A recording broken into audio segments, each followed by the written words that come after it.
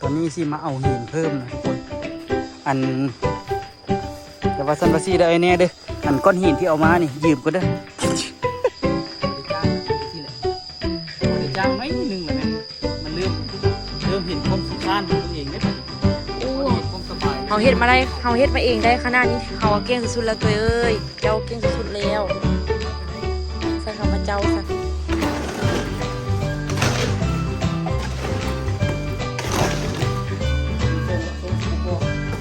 เป็นตาดีบุญเขาผมกันชื่อหยังสบายดีทุกคนสบายดีตอนช่วยสืบเนื่องจากคลิปก่อนหน้านี้เนาะที่ตัวได้มาเฮ็ดกันเจือนทุกคนเนาะโดยใช้หมักหินเนาะเฮ็ดไปแล้วแต่ยังบ่ทันแล้วเถอะเนาะมื้อนี้ก็เลยสิมาสืบต่อซึ่งตอนนี้เขาเจ้าก็ได้ก่อฝาไปได้ฝาหนึ่งแล้วกำลังสิไปต่อฝาที่สองเนาะตัวนี้ยังบ่ทันได้เฮ็ดเถอะเพราะว่าต้องได้เอาม่านตัวนี้ออกก่อนให้มันเรียบร้อยทั้งหมดแล้วก็ได้เอาม่านตัวนี้ออกคือเนียนกิ๊บเลยเนาะอ่ะดีคือกันให้เพิ่นมาเฮ็ดให้เพราะว่าเฮาบ่ถนัดเนาะเฮาก็ต้องได้ให้เพิ่นเฮ็ดให้ตอนนี้เพิ่นก็กำลัง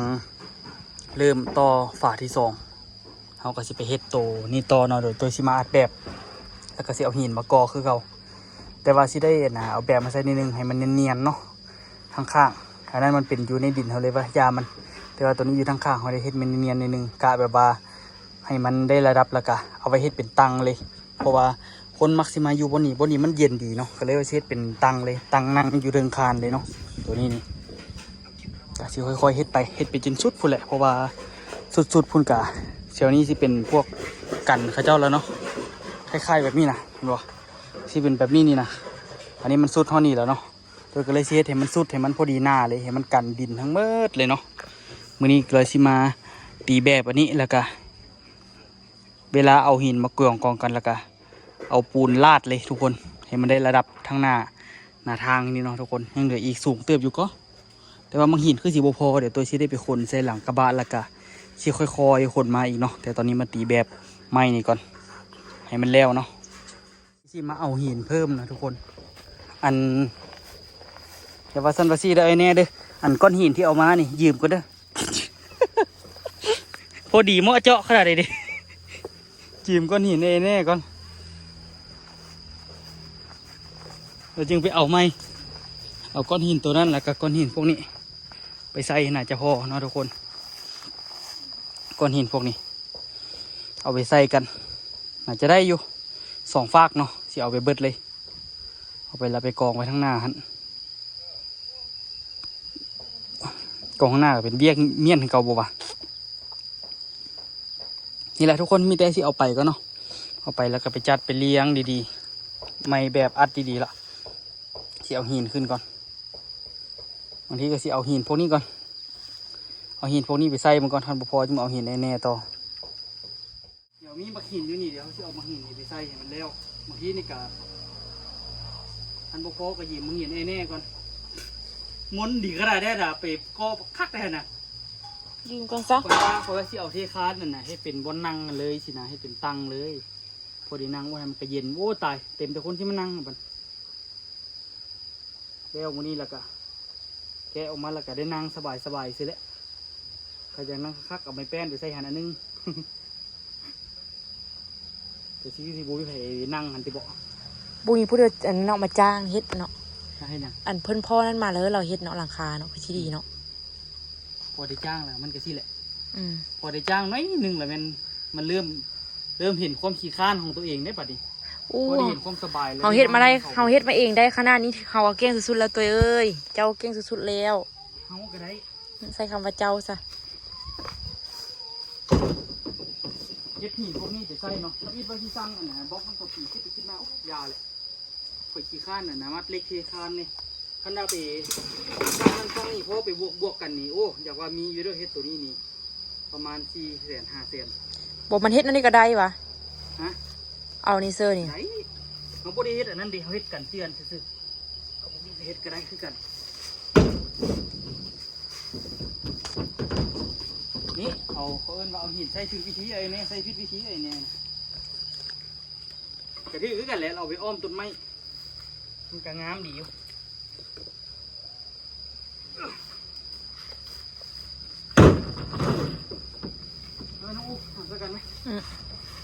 มันเป็นหยัง เจ็บกกขา มีแต่เราเจ็บมีแต่เราเป็ดในน้องอูนี่ โอ้ยเจ้านี่เดี๋ยวเนาะเพื่อสิอยากเป็น ก้อนหินแตกเครื่อง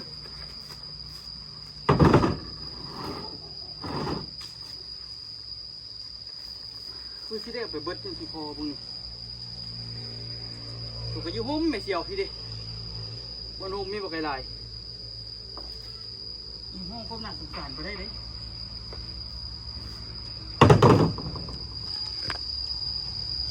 เอาไปแล้วก็ได้ไงยกลงเจ็บเส้น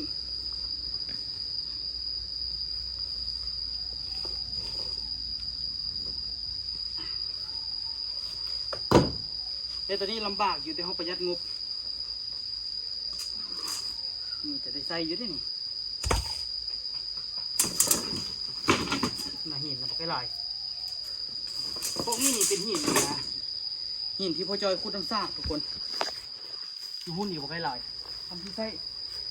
ตัวที่เอาตัวนี้ไปเฮ็ดนะก่อทั้งสองข้างเลยเก็บเทียนทั้งสองข้างแต่ว่าข้างที่อยู่ฝั่งนี้นี่บ่ได้เฮ็ดสูงคือตัวนี้เพราะว่าตัวนี้นี่มันสูงตัวนั้นมันค่อนข้างแข็งแรงแล้วมันบ่น้องอูน้องอูร้านส่งไปที่เสร็จแล้วบอกที่กันนี่ทักกะลีนะเฮ้ย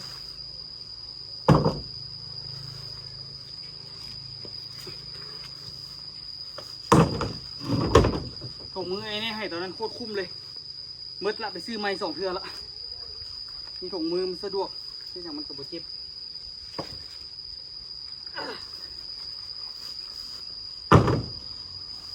ก้อนใหญ่เนี่ยคือที่บุได้เอาไปใหญ่โทษ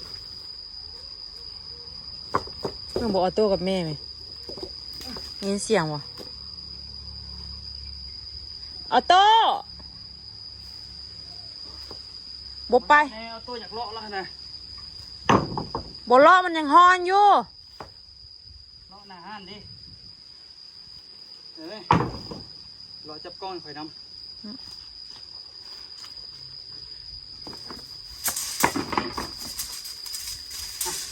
เดี๋ยวไปเจอกันอยู่หน้าห้านทุกคนคนก็ตัวแห้งแบบนี้นี่ตัวเอาหินมาไปหลายละตอนนี้นี่ก็สิเอามาก่อขึ้นก่อนเนาะมันก็ขึ้นมาสูงเติบอยู่ดิโอ้ยพี่คอก็นี่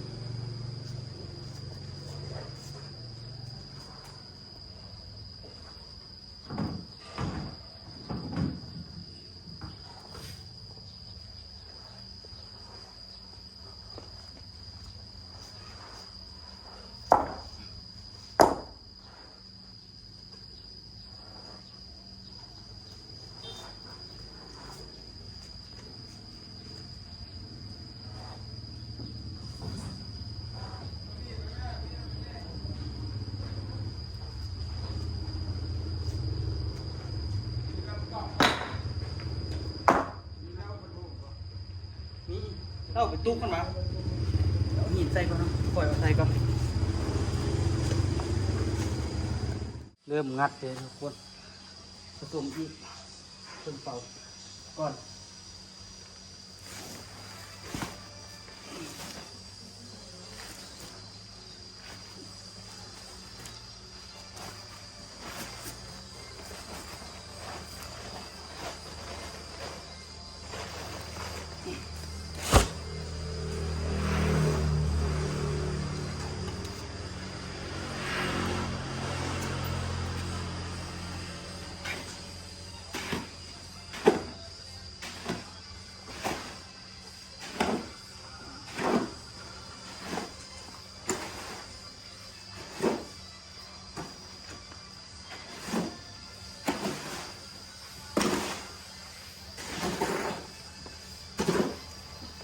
แต่นี่ค่อนข้างว่าใส่ไซส์หลายแน่เนาะ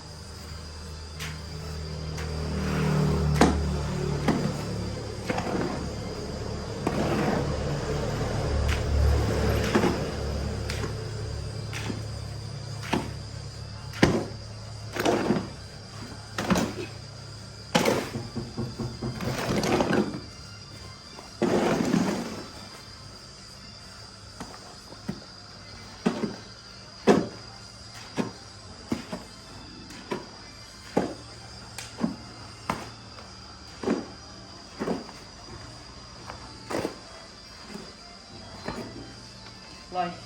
แต่ละมือ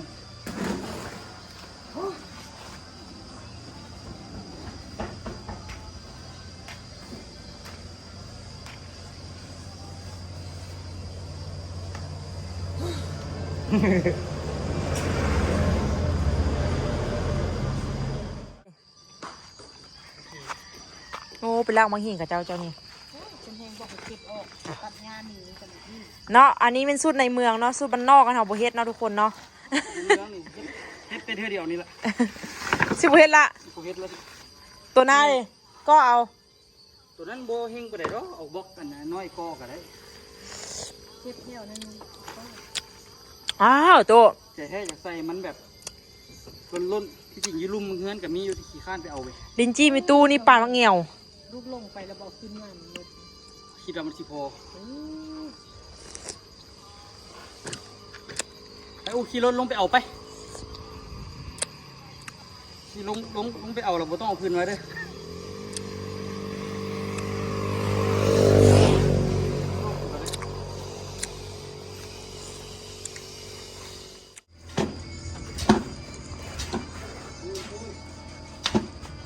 เพิ่นต่อมานี่ค่ะขนาดเนาะโบกเลย เลี้ยวบ่หอมนี่สิพอบ่เจ้าวะ บ่พอ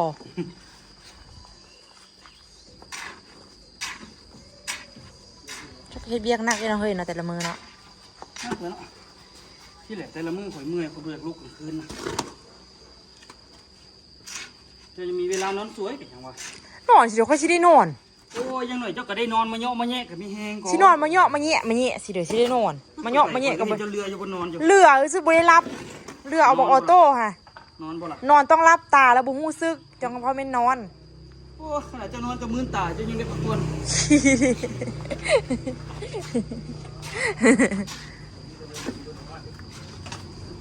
ที่นอนได้เดี๋ยวขาบอกออ แต่ โต้ ว่าเจ้าบ่เคยพักผ่อนเลย บ่เคย มื่นตาตลอด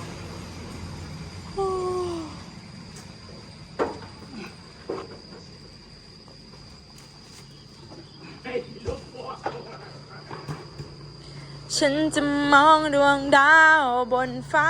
และไม่ต้องเสียใจ ฉันจะมองดาวคนเดียว และไม่ต้องร้องไห้ แม้จะนานสักเท่าไร เจ็บไม่บอกกล้าเปล่า ฮะ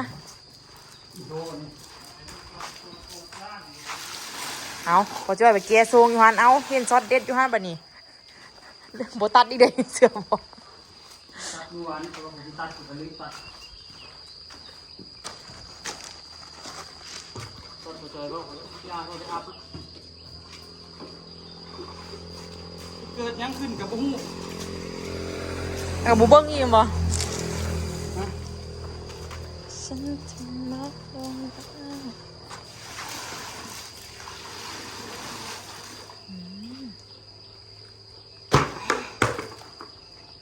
นำหลายๆเลยเพราะว่าเฮ็ดปุ่น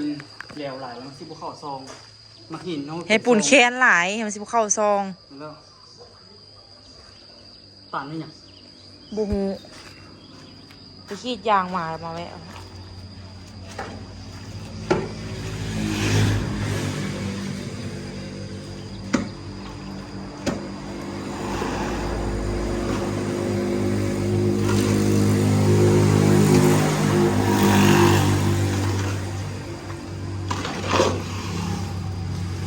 มันสิแล้วบ่ไหวแล้ว30 ปีพอที่เราซื้อทีวีเดี๋ยวใหญ่ๆที่นอนบน Netflix แล้วให้เจ้าหาเงินนี่ค่อยใช้เข้าใจบ่ เข้าใจบ่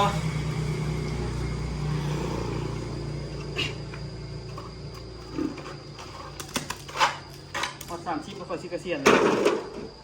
ไหวโพดเฮ้ย30 40จ้า ตัวต่อหลายเนาะป้าคือเกษียณตอน30 ปีได้คือสุดยอดเนาะ โอ้ยเสื้อว่าจะอยากเห็นท่านเฮ็ดดีอยู่เกษียณบ่ได้ดอกปานว่าสิหาเงินได้หลายปานนั้นสิเกษียณตัวเอง ได้แล้วเนาะ จะ เจ้าหาให้กินเนาะ แล้วค่อยหามีหยังให้เจ้ากิน ลงไว้เนาะ เน่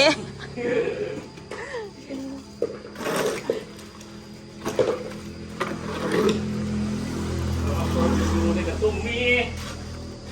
ได้เพิ่นนะสมองกูได้อย่างกระพอแล้วก็ได้พอผู้ตาย กินพอมีอาบยาพิษ โอ้ยเกษียณเลยที่นอนเบิ่งอย่างเดียวถ้ากินอย่างก็ไปกิน ไปนอนอยู่ละล่านี่เจ้าละอันนี้โบนให้เฮ็ดเยี่ยงอีกขั้วละ บ่อยากนอนอยู่ลาวอ่ะ โอ้ คืนก็อยากนอน กลางคืนมันก็กลางคืนมันต้องนอนอยู่แล้วกลางคืนนะเนาะ ก็สิลองอยู่รอกลางคืนเราสิบ่นอนเราสิเฮ็ดเวียกเบิดนี่สิแล้วบ่2 มื้อแล้ววะ ป้าเบิ่งของอัน ตัวย่อยกับพ่อจ้อยเนาะสุดยอดเลย ระดับหนึ่งเลยตู้เราระดับหนึ่งอย่าง ไม่พูดอะ เฮ้ยตู้เฮ้ย เบิ่งของนี้กับของนี้เด้อเป้อเห็นได้ถึงความแตกต่าง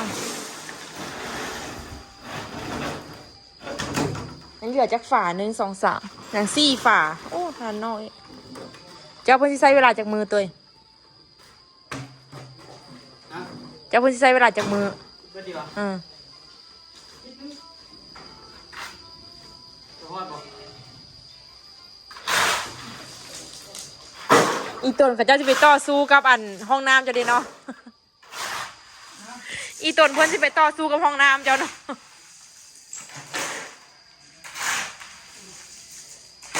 ตัวไอ้คันก้อนหินกับทรายเลือดดิเฮ็ดเอาเด้อ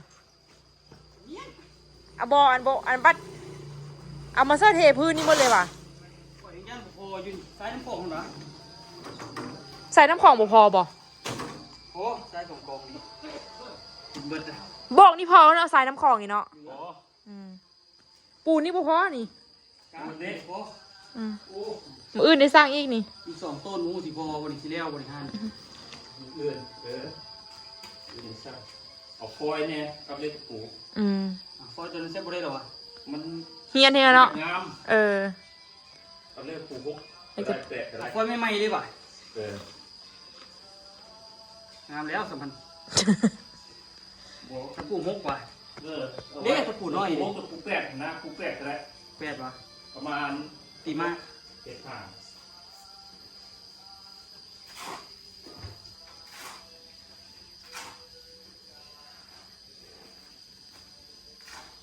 โอ้แต่ไปที่บัวไหวล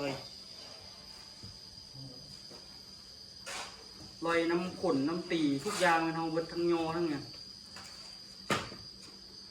แล้วที่บอกอ่างนี่ที่ได้ฮอดเครื่องมันบูนี่บ่ฮอดกับพอเท่านั้นล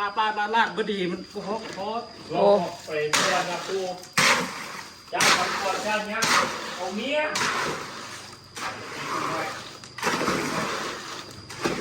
อย่างเงี้ยเฮ็ดเหรอวะ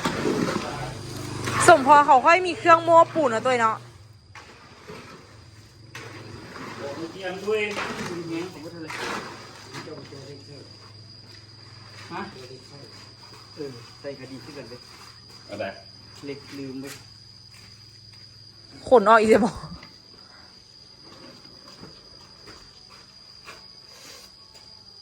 หิวมาด้วยเด็กเล่นยังมานะ เฮ้ยเดี๋ยววันนี้ แต่แค่อยากฮัดเลยแต่แค่อยากกอดที่จะง่ายดิมันแน่ดิเจาะมันไม่ค่อยอยู่นะ จะไปเอาบางหินออกว่ะ ฮะ เขาจะเล็กซับเอาบางหินออกก่อนว่ะ บอกก็ได้ยังได้อยู่เจาะนี่ค่อยเจาะนี่ตัวเจาะผู้จอยกับผู้ดีเฮ้ยไหนผู้จอยนี่นะ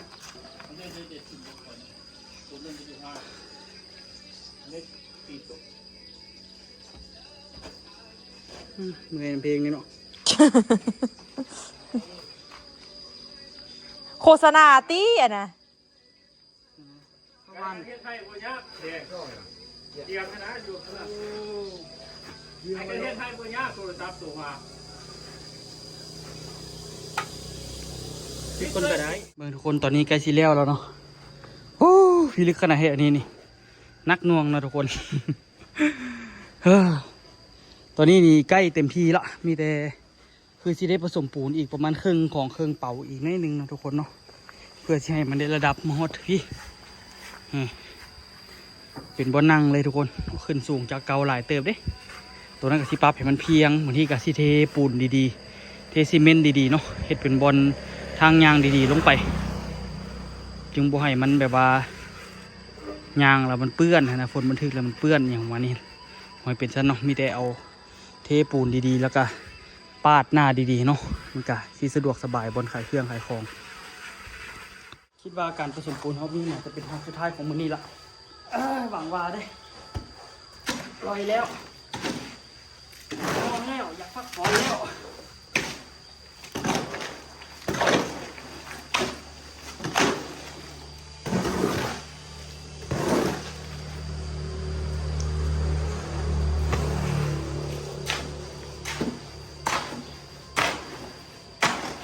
ใส่หินครั้งแรกเลยกับครั้งสุดท้ายละยุ่ง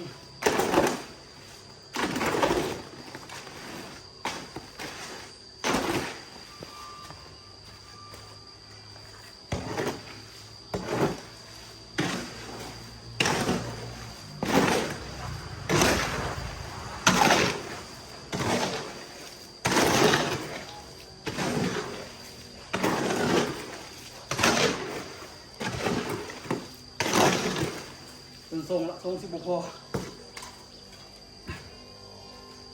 เพิ่งจากอาการละ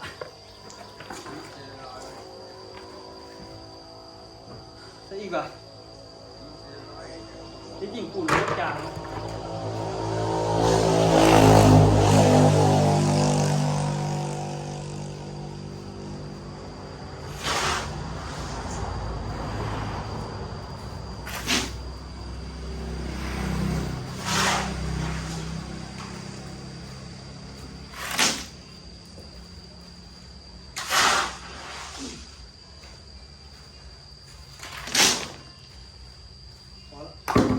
หลายพูดละ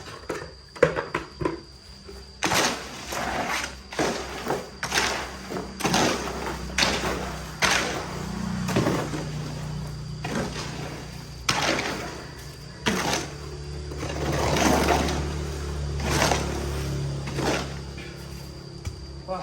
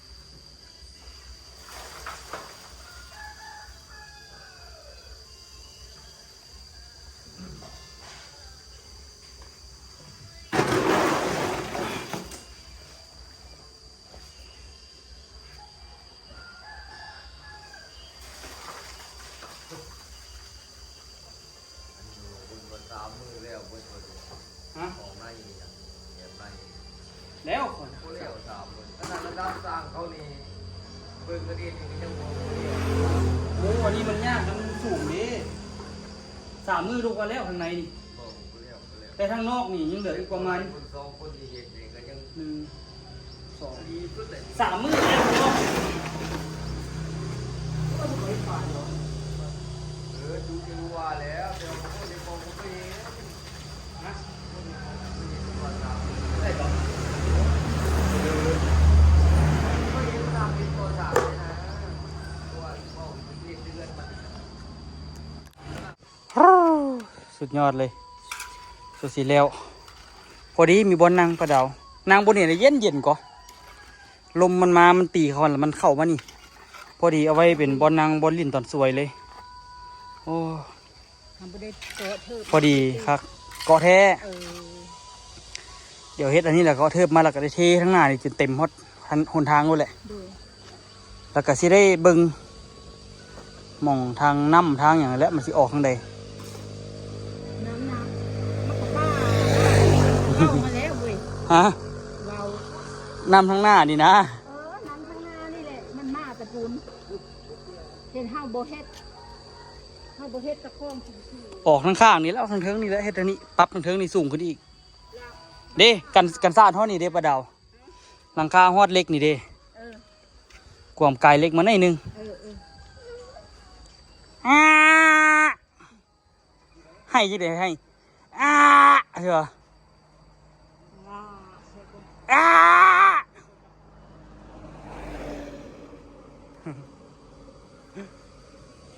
โอ้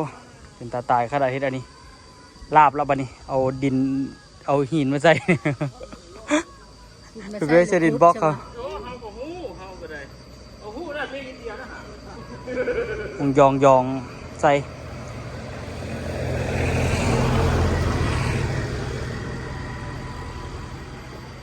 ทางนั้นก็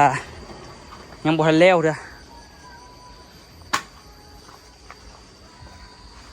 โอ้ทางเทิงปัดละเอา8 โมงที่ยังเมื่อทางนั้น ฮัมมาฮัมมา สิแล้วล่ะสองฝาโอ้ไปเบิ่งไกลๆนี่งามเด้อ เบิ่งไกลๆเลยนะเบิ่งไกลผมเป็นตะเบิ่ง เบิ่งใกล้ก็งามแต่ว่าเบิ่งอันนี้มันเห็นแต่ทางข้างเด้ เบิ่งหน้าคืออีทั้งนี่ โบกทางนี้แล้วโบกทางนั้นแล้วนี่โอ้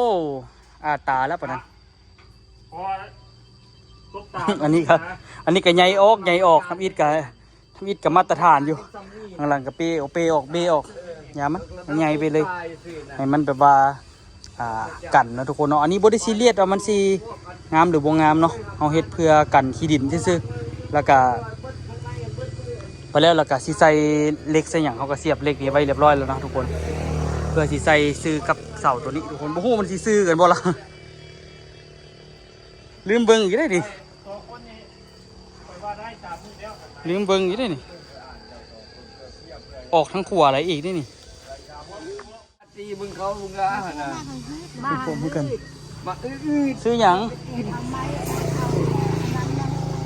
ตามป่าตามปี เงี้ยนี่เงี้ยมึงเงี้ย ทรงผมเขาเราคักเนาะทรงผมเขาเราคัก ส่งผมมาเห่าคืออีนั่นดูเท่าไหร่ส่งผมมาเห่ามึงตัดส่งผมเดียวเลยนะส่งผม โอเตอร์ตัดทรงผมมาเฮาอันไปค้างให้เข้าแล้วเอาปลาเป็นทางหลัง ไปโจตัดทรงผมมาเฮาเขาก็จะใกล้สีแล้วแล้วทุกคนถ้าตัวนี้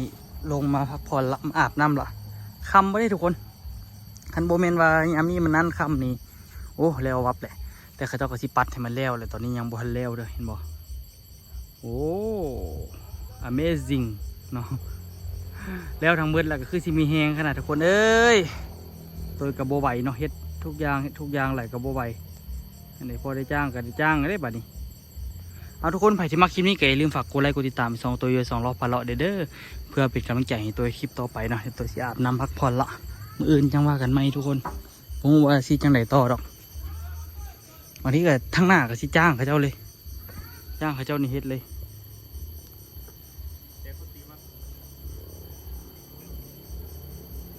แจม